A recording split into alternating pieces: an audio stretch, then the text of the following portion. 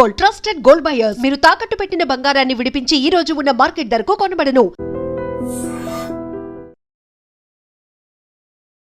Hi sir, నమస్తే. నమస్తే నమస్తే రాజా. సార్, యాక్చువల్గా నేను వీధుల్లో నిక్కర్లు వేసుకొని తిరిగేటప్పుడు మీరు రికార్డులు సాధించిన వ్యక్తి. అలాంటి మీ ముందు కూర్చొని ఈ ఇంటర్వ్యూ చేయడం నేను నిజంగా అదృష్టంగా భావిస్తున్నాను. ఆర్పి పట్నాయక్ పాటలు అనగానే ఒక సినిమా సక్సెస్తో, ఫెయిల్యూర్తో, కాలంతో, దశాబ్దాలతో సంబంధం లేకుండా ఎప్పటికీ అజరామరంగా మిగిలిపోయిన పాటలు.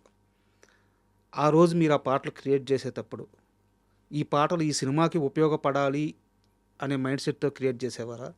ఎప్పటికీ ఇవి నిలిచిపోవాలి అనే మైండ్ సెట్తో క్రియేట్ చేసేవారా? ఇవన్నీ అసలు నాకు తెలియదు, పాటలను క్రియేట్ చేశారంటారా? దీనికి అంటే రెండు విషయాలు చెప్పాలనుకుంటున్నాయి దీనికి సంబంధించి. ఒకటేంటంటే ప్రతి ఒక్క సిచ్యువేషన్, ప్రతి ఒక్క సినిమాకి సిచ్యువేషన్స్ ఉంటాయి.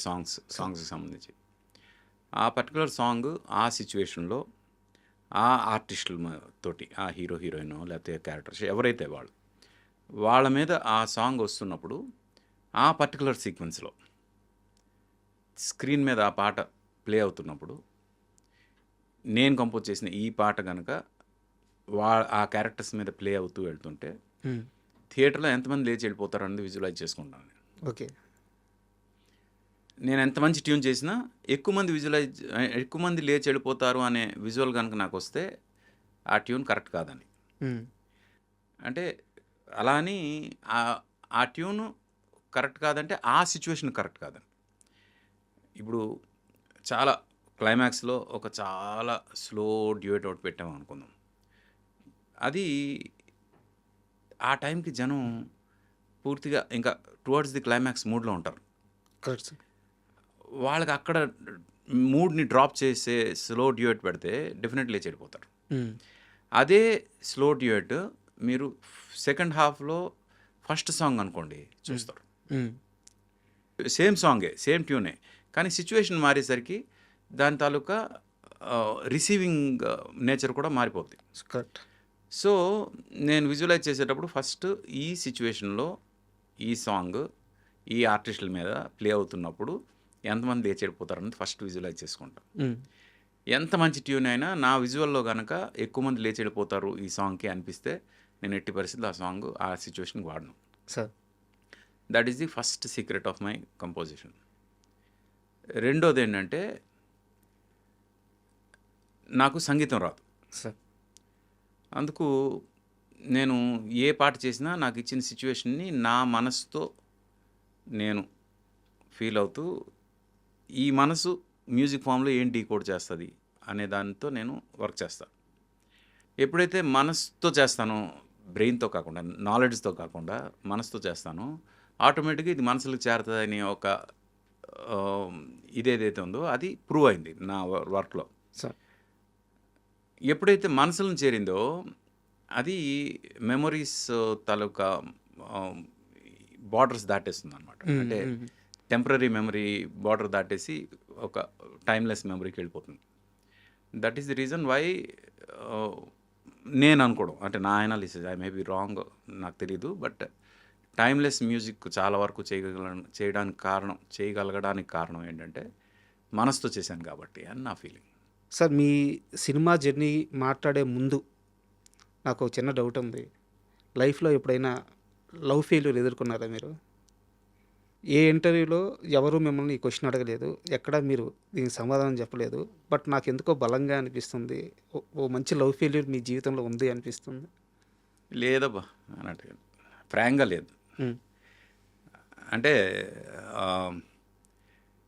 చిన్న చిన్న అట్రాక్షన్స్ ఉండొచ్చేమో కానీ లవ్ అనేది ఎప్పుడు రాలేదు. అంటే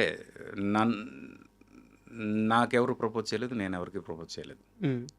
అంటే ఎవరైనా అమ్మాయి అందంగా ఉంది అని అలా అంతవరకే తప్పితే ఈ అమ్మాయితో ప్రేమలో పడాలి, ఈ అమ్మాయితో ముందుకు నడవాలి అలాంటి ధైర్యం నేను ఎప్పుడు చేయలేదు. అవతల వాళ్ళు కూడా ఎవరు నాతో ధైర్యం చేయలేదు. అందుకు అలాంటి స్టోరీలు ఏమి లేవు. But I'm very much happy with my wife. And పెళ్ళి చేసుకున్నాక I have a great love story నా వైఫ్తో. బట్ మీ డౌట్ కారణం నాకు తెలుసు. ఏంటంటే ఇంత మంచి love songs Correct. Love failure ఉన్న వాళ్ళకే వస్తాయని. సార్ బట్ నేనేమంటానంటే అలాగా మన మూడ్స్ని మన ప్రొఫెషనల్ని కలపకూడదు అంటాను నేను. ఎందుకంటే ఇప్పుడు ఒక చావు మీద ఒక సాంగ్ చేయండి అంటే చచ్చిపోవాలా? చచ్చిపోతేనే ఆ సాంగ్ తాలూకా ఎసెన్స్ మనకు తెలుస్తుంది. కాబట్టి ఇప్పుడు చచ్చిపోయి మళ్ళీ బతికొచ్చి చావు మీద సాంగ్ చేయాలంటే అవ్వదు కదా. సార్ అలాగే లవ్ సాంగ్ చేయాలి అంటే లవ్లోని ఫెయిల్ అవ్వాల్సిన అవసరం లేదు, లవ్లో పడాల్సిన అవసరం లేదు. మనం చేసే వర్క్ మీద లవ్లో పడితే చాలు. సార్ నాకు నా వర్క్ మీద ఉన్నంత లవ్ నాకు తెలిసి నేను చాలా ప్రౌడ్గా చెప్తాను, నాకన్నా ఎవరికి ఉండదని. ఎంతంటే నేను పెళ్లి చేసుకునే ముందు నా వైఫ్కి నేను చెప్పిన ఫస్ట్ థింగ్ ఏంటంటే, you are my second wife. నేను ఆల్రెడీ నా వర్క్కి పెళ్లి చేసేసుకున్నాను ఓకే అని చెప్పా. అది తన మైండ్లో ఎంత పడిపోయిందంటే నా వైఫ్కి, తను ఎంత ఇంపార్టెంట్ కాల్ ఉన్నా, ఎంత ఇది ఉన్నా, తను కాల్ చేసినప్పుడు నేను వర్క్లో ఉన్నానంటే టప్మని పెట్టేస్తాను. ఎందుకంటే నేను బిజీగా ఉన్నాను, అక్కడ డిస్టర్బ్ చేయకూడదు. ఫస్ట్ వైఫ్తో ఉన్నాడు. ఫస్ట్ వైఫ్తో డిస్టర్బ్ చేయకూడదు. అండ్ అందుకు నా వైఫ్ అంటే నాకు ఇంకా ఎక్కువ ఇష్టం. సార్ ఎందుకంటే she respects me for my work. నేనేమంటానంటే నాకు నా వర్క్ మీద ఎంత ప్రేమ అంటే, నాకు ఒక సిచ్యువేషన్ ఇస్తే ఆ సిచ్యువేషన్ని 100% డీకోడ్ చేసి నేను మ్యూజిక్ ఫామ్లో ఎలా ఇవ్వాలనే దాని మీద నేను ఎట్టి పరిస్థితుల్లో కాంప్రమైజ్ అవ్వను. సార్ అంత ఇష్టం నాకు వర్క్ మీద, అంత లవ్ నాకు వర్క్ అంటే. అందుకు ఆ వర్క్ని అంటే మీరు ఏ సిచ్యువేషన్ ఇచ్చినా ఆ సిచ్యువేషన్కి నేను అడాప్ట్ చేసుకుని దాన్ని మ్యూజిక్ ఫామ్లో డీకోడ్ చేయగలను. సార్ అది దానికి నా లైఫ్లో వచ్చిన ఎమోషన్స్తో సంబంధం లేదు. ఓకే